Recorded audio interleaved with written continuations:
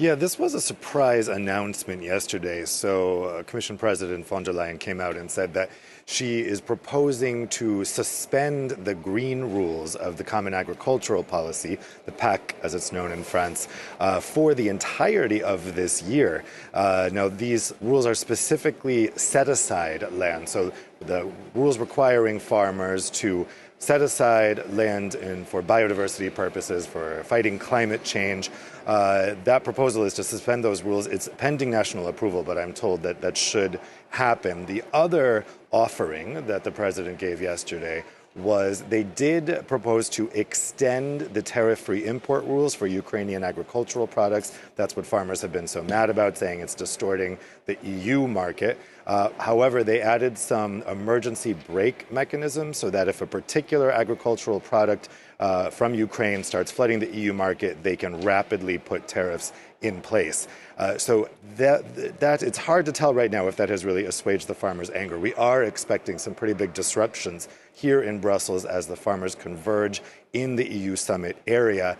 In fact, the journalists have been told to arrive here extra early because we may not be able to get into the whole EU quarter neighborhood because of these protests. That will certainly be the backdrop to this council, but the awkward thing is that this council is not about agriculture in any way. It has still not been added officially to the agenda of the summit. However, we are expecting this conversation to take place between French President Emmanuel Macron and President von der Leyen on the sidelines of the summit. And so we'll see if we get any further concessions from the Commission. But I should say that environmental concession that came out yesterday is a pretty big one. I mean, it leaves the CAP that was hard fought for in 2021, the last time there was a revision.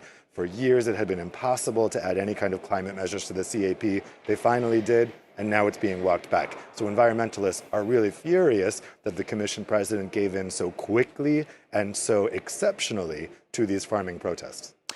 We need to talk about Viktor, the Hungarian Prime Minister, Viktor Orban, the seemingly intransigence of him to stop continually this 15 billion euro aid package for Ukraine. We know, an ally of Moscow. He publicly criticised President Zelensky.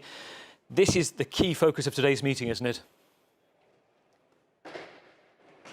Yes, exactly. I mean, this is yet again the Viktor Orban show at a European Council summit, as was the last regularly scheduled summit in December. Now, that summit failed to overcome Orban's veto on continuing EU aid to Ukraine. So they scheduled this emergency summit, or exceptional summit as they call it, in order to try to overcome that veto. So what's happened since then? Well, behind the scenes, they've been preparing a plan B to go ahead with the Ukraine funding with only 26 of the 27 EU member states basically going outside the EU budget and establishing a new vehicle. That is extremely complicated legally, and it's extremely bad symbolically. It looks like the EU is no longer supporting Ukraine as the EU 27. So they really don't want to use that plan B.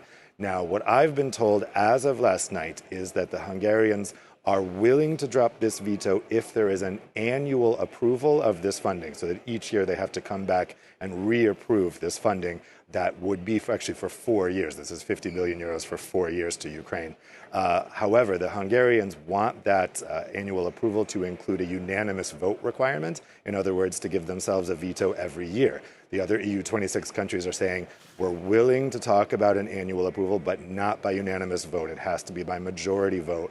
We can't be doing this every year with Viktor Orban. So that's going to be the real sticking point today. There has been talk about how the EU could retaliate against Hungary if Orban continues insisting on using this veto today. That includes Article 7 procedures, withholding the Hungarian vote in the Council. It also could include depriving Hungary of EU funds. But yesterday, the national representatives really didn't want to talk about that. They said they're really focused right now on finding an agreement. So the big question today is not only will Orban end his veto, but what will the other EU countries do if he doesn't? Dave, as always, thank you for the context. Dave Keating, our correspondent in Brussels, and Viktor Orban